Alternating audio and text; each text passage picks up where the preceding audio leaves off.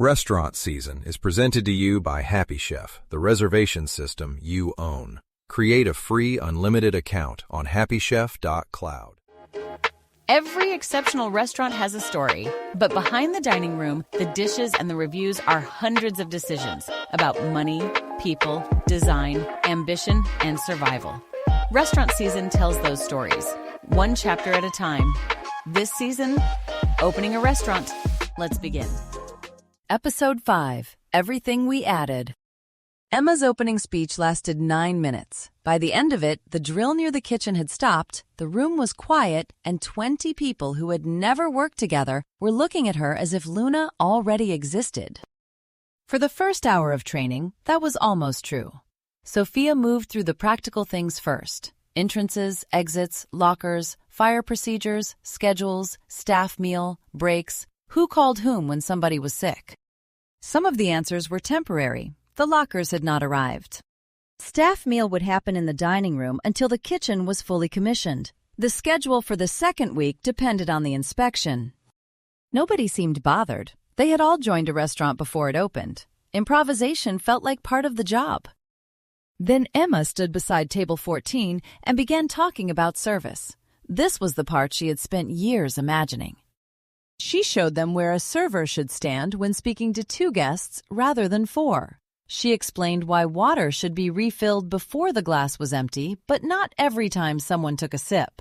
She moved Jonas half a step to his left. The difference was almost nothing. The sight line to the guest beside him opened. Jonas noticed. Emma did too. That was how the first morning went. Tiny adjustments, immediate improvements. Sophia watched the team become more attentive each time Emma corrected something.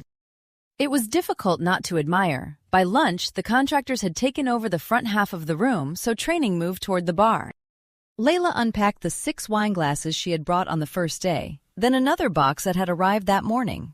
There were now 4 shapes.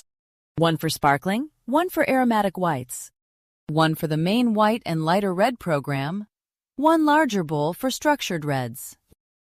Emma asked whether 4 were necessary. Layla said no, then poured the same wine into 2 of them. Emma tasted both. The larger glass changed the wine. She looked at Layla. Layla said that was the problem. They kept 4. Later that afternoon, Luca brought out the first version of the bread service. Originally, there had been bread. Now, there were 2 breads. One was a small fermented rye roll, warm from the oven. The other was a thin, laminated flatbread brushed with browned butter and fennel pollen. Matteo carried the flatbread to the table on a narrow metal rack Luca had found through a supplier. Emma looked at it for several seconds. It was beautiful. She asked how long it stayed crisp. Matteo said long enough. Luca looked at him. Matteo corrected himself. 9 minutes. Emma asked what happened after 9. Luca said they made another one. The team laughed. Luca did not. The bread stayed. By Wednesday, Luna's service manual had grown from 32 pages to 58. Sophia had added allergy procedures, late table rules, reservation notes, break responsibilities, complaint escalation, cash handling, opening duties, closing duties, and who could authorize a complimentary item. None of it was unnecessary. That was what made the document long. Mara read it carefully. Jonas read most of it quickly. Theo highlighted it. Celeste asked whether the bar had a separate closing checklist. Sophia said it would by tomorrow. Emma added notes of her own. No bottle of wine should be placed on a table with the label facing away from the host. A chair moved for a guest should be returned before anyone noticed the gap. The first interaction at a newly seated table should not feel rushed, even when the restaurant was behind. If a guest left the table between courses, the next course should wait. Jonas asked how long. Emma said until they came back. Jonas asked what happened if the kitchen had already fired it. Emma said that was why communication mattered. Sophia wrote something down. In the kitchen, the menu was changing faster. Luca had started with 11 savory dishes. By Thursday, there were 13. The 12th was a small raw scallop course he and Matteo had developed during testing. apple, smoked cream, dill oil, and a frozen horseradish granita shaved at the pass. Emma tasted it once and said nothing. Then she took another bite. The dish stayed. The 13th was not really a dish. It was a pre-dessert. Luca said the meal needed a transition before the final dessert. Emma agreed. The pre-dessert used cultured cream, preserved plum, and a thin sugar tuile that had to be stored with silica gel because the kitchen was humid. Matteo found space for the containers above the pastry section. There were already containers there. He moved those. By Friday, the refrigeration unit near the delivery door held ingredients from 7 suppliers. The new tall refrigerator solved the capacity problem they had identified before the lease was signed. It was full, not completely full. Full enough that finding one tray required moving another. Matteo began labeling shelves. Then containers. Then the labels needed dates. Then the dates needed prep initials. One chef suggested colors by station. Luca agreed. The walk-in looked better after that. It also contained 3 kinds of tape. The unusual delivery arrived just before noon. A small farm Luca liked had found the young bitter leaves he wanted for one garnish. They came in 6 shallow crates because they could not be stacked deeply without bruising. Theo was walking through the kitchen with Sophia when the delivery came in. He turned sideways. The crates turned sideways. The delivery driver turned sideways. For a few seconds, nobody moved. Emma watched from the pass.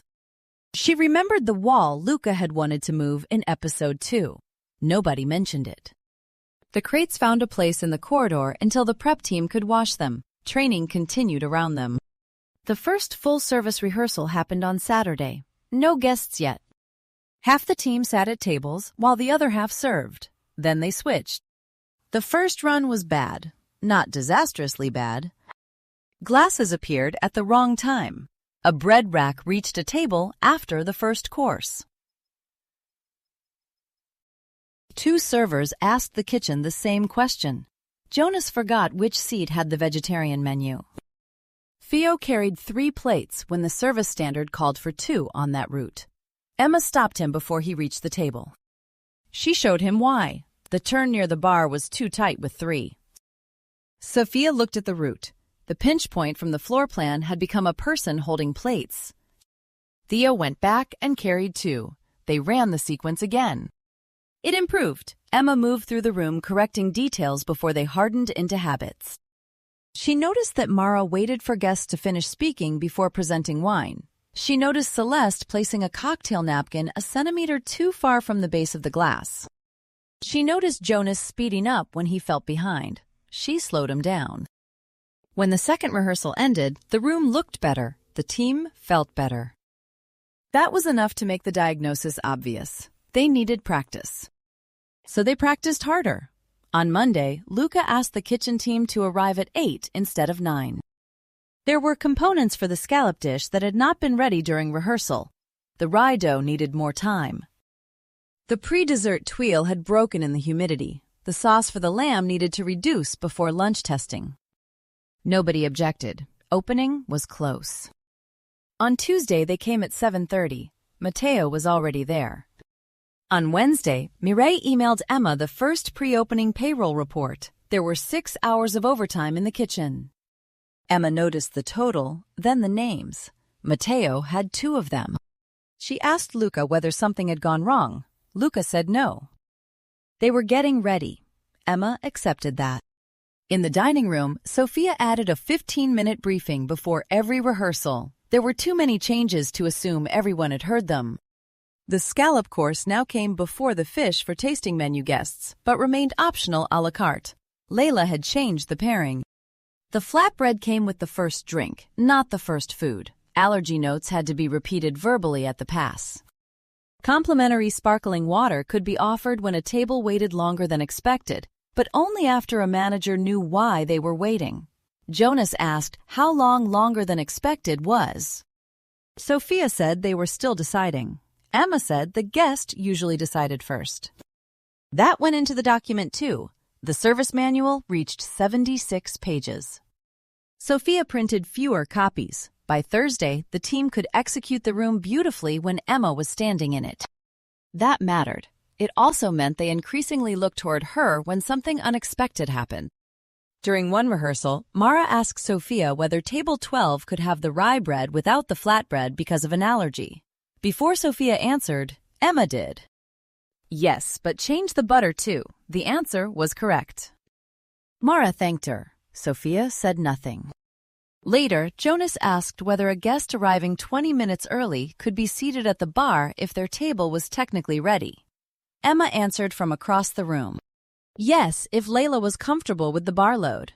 Again, correct. Again, fast. Sophia closed the folder in front of her. Friday was the first friends and family service. 42 guests.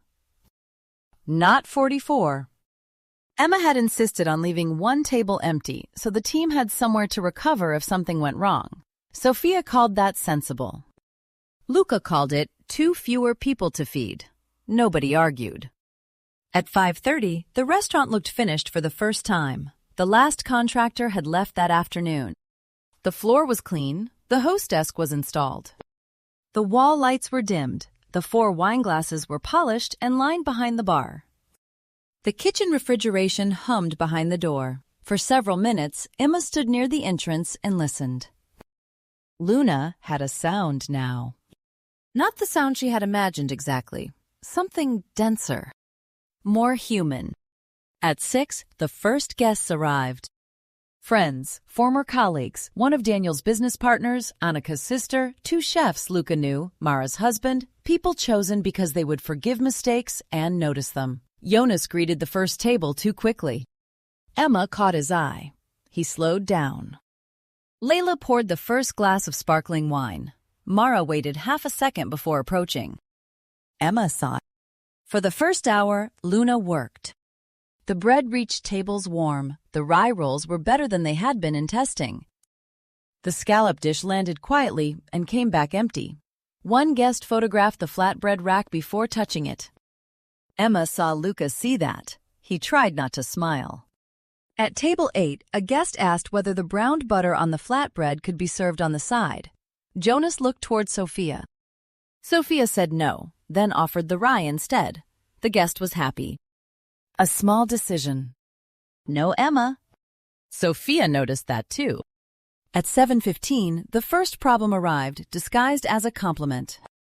Table 6 asked for another flatbread. The server said, of course. The kitchen made another. Then table 11 asked too. Then table 3. Each one took less than 2 minutes of active work.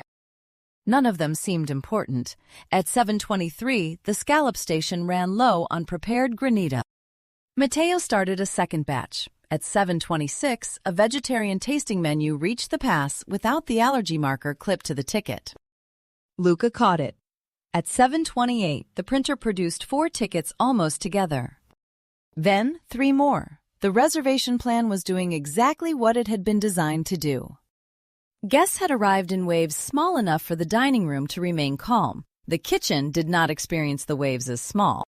Each table was now carrying bread, snacks, starters, wine, allergies, substitutions, glass changes, and different menu formats at slightly different points. The printer did not print complexity. It printed tables. Behind each table was everything they had added. At 7:32, Matteo asked for 2 minutes on the scallop course. Luca gave him 1. At 7:34, the rye rolls for table 14 were ready, but the flatbread was not. The server waited for both. At 7:36, the lamb sauce needed another pan because the first was being held for an allergy modification. A chef opened the low refrigerator and moved 3 labeled containers to find it. One fell, nothing broke. The lid came off. Dill oil spread across the bottom shelf. For a few seconds, 3 people stopped what they were doing. Emma was already through the kitchen door.